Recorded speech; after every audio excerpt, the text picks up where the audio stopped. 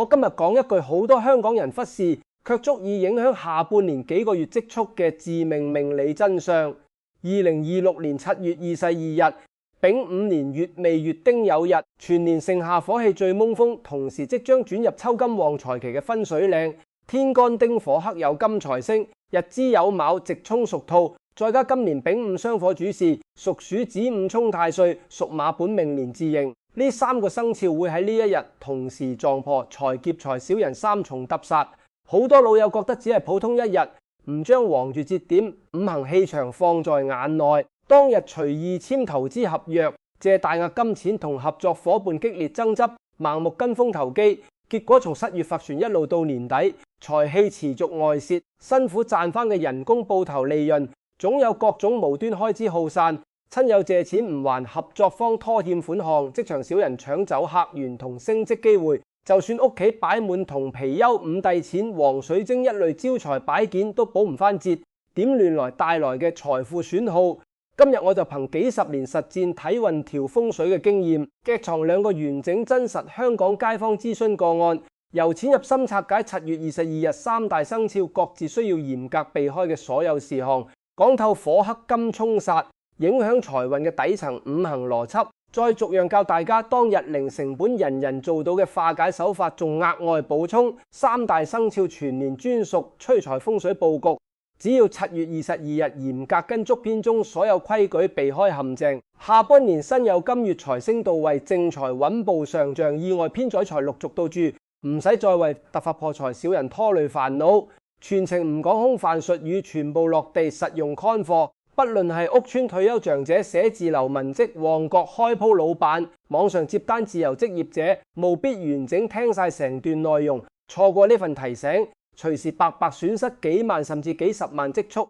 首先同大家分享第一個完整真實個案，58歲屬鼠嘅開鋪街坊阿德，舊年對應同樣火金交沖嘅節點，聽相識多年嘅同行介紹短期高息貨品代理項目，一時心動，當日就轉賬投入7萬蚊鋪頭流動資金，仲口頭應承幫對方做3萬蚊欠款擔保。當時身邊親戚勸佢延遲幾日再決定，阿德覺得機會難得，唔想錯過，執意當日完成所有金錢操作。點知過唔到半個月，代理供貨商突然斷貨失聯，投入嘅7萬本金無法追回，擔保嘅債務亦都要阿德獨自斷付。成個下半年鋪頭客源斷斷續續，熟客被隔離同行用低價搶走，每月鋪租、人工、食材成本重壓，每當稍有營業盈餘，轉頭就會遇到冷氣壓縮機損壞、屋邨維修徵費、孫仔醫療檢查等突發大額開支，一整年落去唔單止冇存到錢，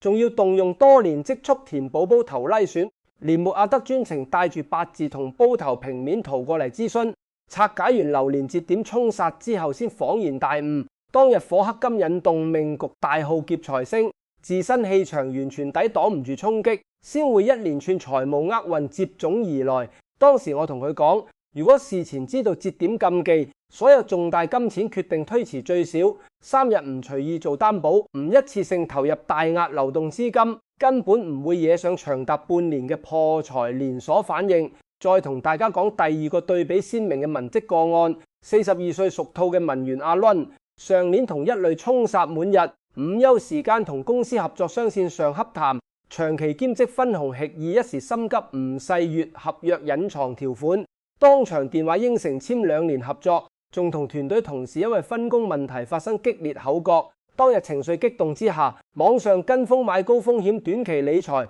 投入2萬蚊儲蓄，之後半年運勢一路走低，合作商不斷壓低分紅比例，以此拖延酬勞發放。公司內部同事暗中向上司搬弄是非，原本屬於佢嘅年度升職名額被其他人搶走，理財產品到期只收回60%本金，每筆到手人工同兼職收入，總會因為電器更換、親友婚禮人情、車輛小維修快速耗散，存唔到半分多餘積蓄。後來阿倫透過網上諮詢渠道找到我逐樣同佢拆解當日沖兔殺冬帶來嘅細碎漏財、小人是非雙重影響，教佢調整屋企東面木氣財位，固定每月劃分儲蓄預算，化解殘留煞氣之後，年底先慢慢收回拖欠酬勞，迎來部門加薪機會。2個來自香港不同行業，不同年紀嘅真實街坊個案，足夠證明7月22日呢個滿日衝殺節點對屬鼠、屬馬、屬兔3個生肖嘅財運影響有幾深。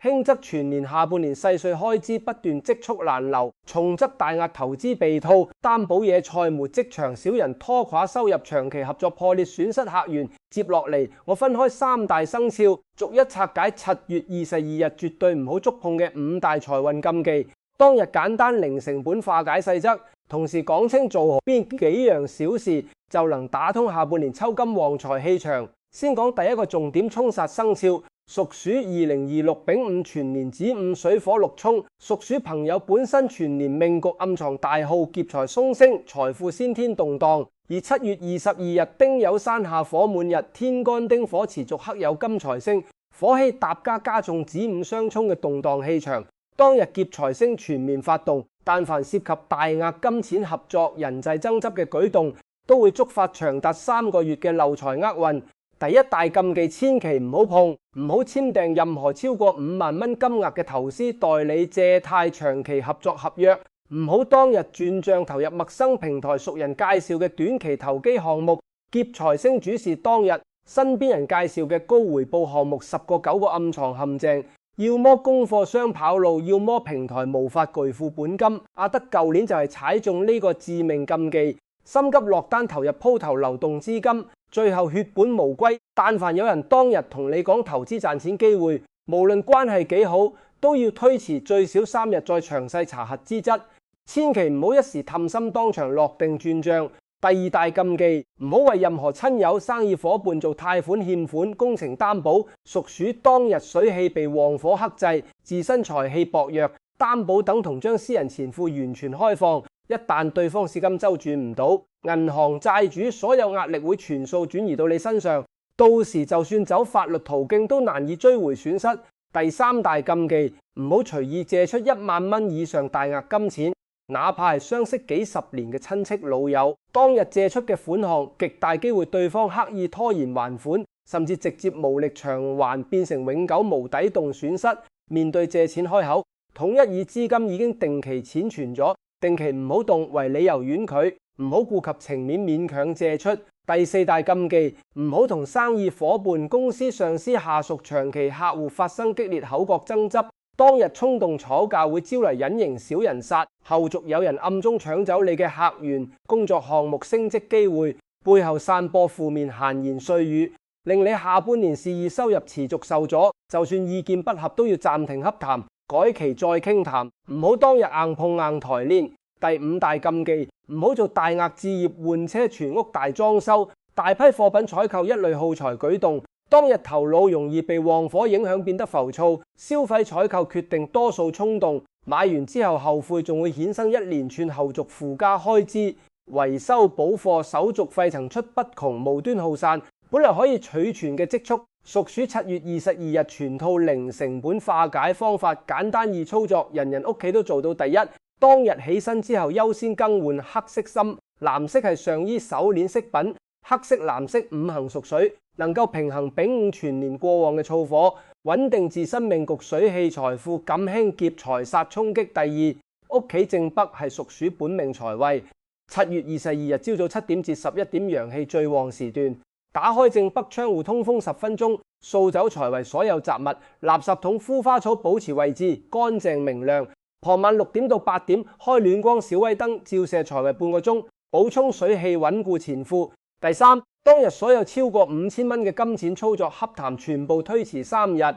盡量減少夜晚9點之後外出應酬，同陌生人傾談投資話題。夜晚陰氣加重，火克金煞氣，容易俾人花言巧語忽悠。第四，當日飯食多飲清水、海鮮類水屬性食材，少食燒烤、麻辣油炸，一類都係做火重嘅食物，調和體內五行氣場，減少心浮氣躁導致嘅錯誤金錢決定。嚴格跟足呢4樣化解細則，就能隔絕7月22日劫財煞入侵。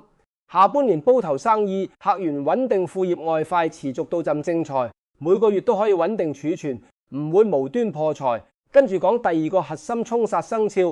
屬馬2026丙午年屬馬人士正處本命年，雙午自刑，全年情緒極夜浮躁，添念放大，判斷力時常失準，而7月22日丁酉日天干地支雙火疊加，3重旺火交戰，進一步放大屬馬朋友投機搏一把嘅心態。當日財星金氣被旺火重克，小耗大耗空星同步發動，4大財運禁忌務必一字一句記牢。第一大禁忌，唔好盲目跟風短線炒賣，網上投機踩大額舊幣，民間高息借貸。本命年本身財富根基不穩，當日燥火引動氹心，見到短期微小利潤就想全衝投入，市場輕微波動就會直接蝕大本。好多開煲屬馬老闆上年同類衝殺日，一時衝動大額進貨，投放昂貴網上推廣廣告，最後貨品滯銷，推廣零轉化，下半年庫存壓力巨大，每個月開支遠超營業收入。但凡有任何承諾短期翻倍收益嘅投資渠道，7月22日統一拒絕，唔好抱有珍憑心態。第二大禁忌，唔好輕信社交平台陌生網友分享嘅內幕投資消息。當日專門針對本命年人士嘅詐騙氣場加重，花言巧語包裝高收益項目，實質目的只係套取你嘅本金，一旦轉賬投入，後續聯絡人會直接失聯，資金難以追回。第三大禁忌，唔好隨意答應他人合夥擴張、分攤經營開支、新增合作分紅模式。當日午有火金相沖，合夥雙方五行氣場對立，後續極易因為利潤分配、經營理念產生長期爭執，生意拆夥雙方都會承受財務損失。若果無法避免洽談合作，全部細則寫落書面合約。所有金錢操作延遲3日執行。第四大禁忌，唔好長期熬夜3餐全食燥熱辛辣食物，身體氣虛會令自身攔截財氣嘅能力大幅下降。當日一旦身體不適，隨即衍生檢查費、藥費、復診費等突發破財開支。同時睡眠不足會加劇情緒暴躁，容易同親友客戶發生口角，招小人。屬馬7月22日配套化解細則簡單易做。第一，全日優先穿米、白銀、白色、淺色係衣物白色五行屬金，能夠攝掉過旺午火，補充命局財星，穩定浮躁心態。隨身放一小塊黑曜石吊墜或者手串，平衡本命年自刑帶來嘅負面氣場。第二，屋企正南係本年度太歲方位，亦係屬馬本命財位。7月22日千祈唔好喺正南動土堆雜物、擺垃圾桶釘。朝早簡單擦拭乾淨，放一小盤炫耀金桔，穩定財氣。第三，當日行事盡量低調，唔好同外人炫耀每月存款煲頭營業利潤、年底花紅金額，過度張揚容易招來小人冚盤，主動上前借錢介紹高風險投資拖累你。第四，當日盡量減少單獨外出見陌生投資中介，所有金錢相關對話拉上可信親友陪同，避免一時獨處被花言巧語洗腦，做出錯誤決定。守好呢幾樣規矩，就能抵擋3重旺火帶來嘅耗財煞。下半年逐步收回往年投資低損，公司升職加薪鋪頭新增長期熟客機會陸續到來，每月儲蓄金額穩步上升。第三個重點，沖殺生肖屬兔2026丙午年卯午相破，屬破太歲格局，全年暗撞合作破裂，細碎漏財，小人背後算計引誘。而7月22日丁酉日地支有卯正沖，殺星直沖屬兔本命地支，東方木氣被酉金重克，財富木根受損。當日4樣事情千祈唔好輕易碰。第一大禁忌，唔好當日簽訂2年以上長期兼職團隊合作供貨代理協議。當日簽訂嘅合約多數暗藏不利己方隱藏條款，後續合作方會刻意拖欠酬勞，隨意更改分成比例，壓低採購價格，白白付出大量勞動同時間，最終收唔到足夠報酬。阿龍上年就係踩中呢個禁忌，午休匆忙簽2年兼職合約，之後半年持續被拖數，升職機會亦都因為合作狗粉落空。但凡需要長期約束嘅合作文件，全部帶返屋企細閱一晚，第二日再決定是否簽字，千祈唔好當場急於落實。第二大禁忌，唔好隨意更換長期供應商，穩定客源渠道，當日更換合作對象極易遇上黑心商家，貨品質量參差不齊，隨意抬高採購價格，直接壓縮自身利潤空間，原本穩定嘅收入來源出現斷層，下半年營業人工收入持續下滑。第三大禁忌，唔好妄想奉上大量閒置雜物、二手電器囤積非必需品，當日購入嘅物件大多數快速損壞，需要重複花錢維修替換，電器故障、家居開裂層出不窮。衍生無數零碎細碎開支，每筆金額唔大，但累積半年落去會消耗一筆可觀積蓄。第四大禁忌，唔好輕易相信網上身邊人分享嘅零門檻免費賺錢渠道，呢類資訊多數暗藏隱藏消費入會費、資金門啦，前期投入少量金錢之後，後續會不停引導你追加投資，最後無法抽身，本金難以取回。屬兔7月22日完整化解操作，人人做到。第一，全日多穿淺綠、青藍木屬色係衣物，補充自身卯木元氣，抵東酉金衝擊帶來嘅破財煞，穩定合作人緣氣場。第二，屋企東面係屬兔本命財位，7月22日一定要清空所有垃圾桶、枯黃花草、堆積舊雜物，保持空間通透、光線充足，可擺一盤細小富貴，足之養木氣財富，減少合作破裂、小人是非。第三，當日所有合作洽談、供貨商見面全部延遲最少一日。唔好因為心急拓展收入，當場拍板任何長期協議，給予自己冷靜思考嘅時間，避開衝殺帶來嘅判斷失誤。第四，當日減少網上瘋搶囤貨行為，只告敗當下必須日常用品，唔好因為優惠促銷大量囤積閒置物品，杜絕後續維修替換帶來嘅無端耗財。完整化解之後，下半年屬兔朋友貴人運明顯回升，長期合作商準時結清款項，副業外快穩定持續，主業人工亦都有調升空間。講完三大生肖各自7月22日專屬財運禁忌同零成本化解手法，接落嚟我同大家拆解7月22日火克金酉卯衝殺能夠影響成個下半年財運嘅底層五行命理邏輯。好多老友會疑惑，只係單獨一日，點解能夠牽連之後足足5個月嘅收入同儲蓄？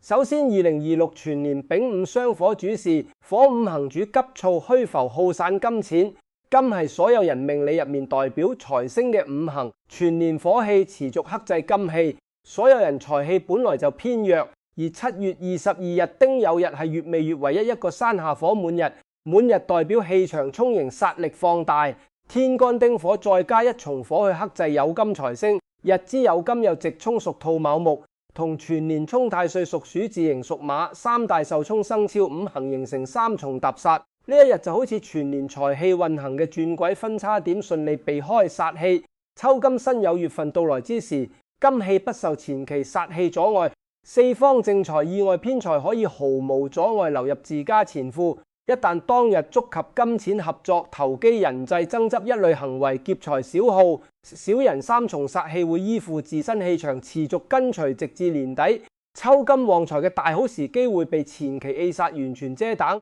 就算有再多賺錢機會擺面前，都會因為判斷失誤、小人拖累突發開支白白錯過。好多人常年擺各類昂貴招財水晶、銅製貔貅、黃玉擺件，卻依舊存唔到錢。根源就係唔識避開節點衝殺，一邊花錢催旺財星，一邊關鍵日子踩中破財大忌。再多旺財風水擺件都抵擋唔住搭煞帶來嘅財氣外泄。其次，滿日命理特點為滿則溢，盛則散。7月22日作為滿日，最忌金錢流動，大額支出，資金對外輸出。當日金錢一旦向外流轉，全年下半年錢庫會持續處於滿而外泄狀態，收入再多都留唔低。反之，當日守好錢庫，減少資金對外流轉，就能鎖住財氣。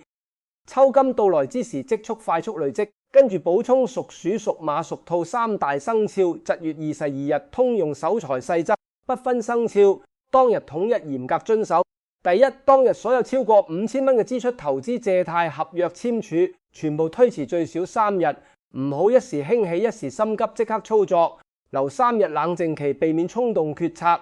第二，夜晚9點之後盡量留喺屋企，唔好外出應酬，單獨見陌生生意人，網上洽談大額投資。夜晚亥時水氣消退，火煞加重，極易被人花言巧語忽悠，踩中破財陷阱。第三，每日早7點至11點，分別打理自身本命財位，屬鼠正北、屬馬正南、屬兔東面，保持光線充足，無惡習堆積。每日簡單擦實除灰，避免陽氣囤積耗散財富。第四，全日少抱怨，少同人發生口角爭執，口德平和能夠大幅減少小人煞滋生，唔好隨意吐槽收入生意難做，負面言語會加重火氣耗財氣場。第五，當日米缸務必添滿新米，米缸象徵全家錢庫，米滿代表財富充盈。蓋子時常關好，唔好長期敞開令財氣外泄。好多開鋪老闆、家庭主婦忽略米缸細節，長期米缸空屙，本來偏弱嘅財氣會更加難以留存。除咗7月22日當日嘅短期化解方法，我再教大家3大生肖全年通用千禱庫下半年整體財運嘅長期零成本催財手法。第一，每月初一徹底清理全屋各個財位雜物、垃圾桶，枯黃舊花草，掃走有祿陰氣。每月一次補充財位陽氣，持續穩固全年錢庫，唔會細碎漏財。第二，每筆額外偏財公司花紅、客戶分紅到手之後，第一時間劃出30%金錢存入獨立定期儲蓄賬戶，唔好隨意放置活期賬戶，隨便消費，先鎖住一部分財氣，剩餘資金再用作日常開支，有效避免財來財去。第三，減少高風險短期投機，民間高息借貸接觸下半年抽金旺財，適合穩健長線理財，正積深耕，穩定副業。投機搏一把只會重新引動劫財煞，白白浪費旺財窗口期。第四，屋企大門玄關每日保持乾淨，鞋子全部收進封閉鞋櫃，唔好門口亂堆雜鞋阻擋納氣入口。四方財氣需要經由大門入屋，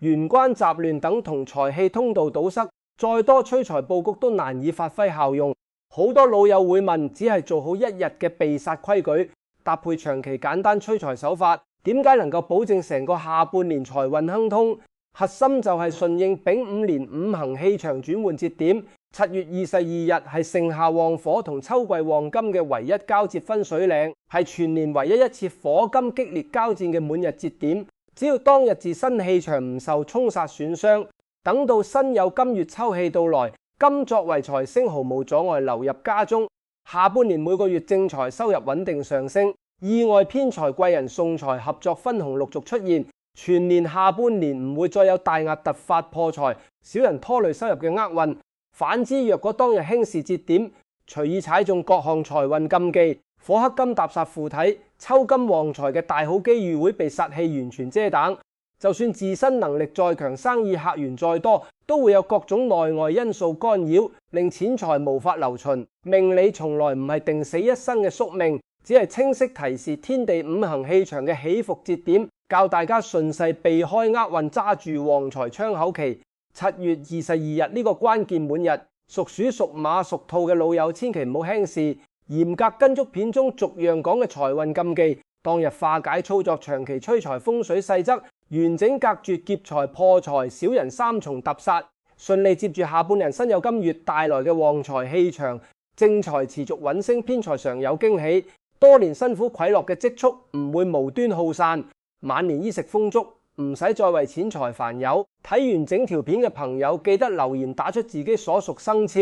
一齊互相提醒7月22日各項避開重點。後續會繼續拆解下半年各生肖專屬催旺偏財、化解職場小人全套實戰寬課，幫助大家把握全年最後一波旺財機會。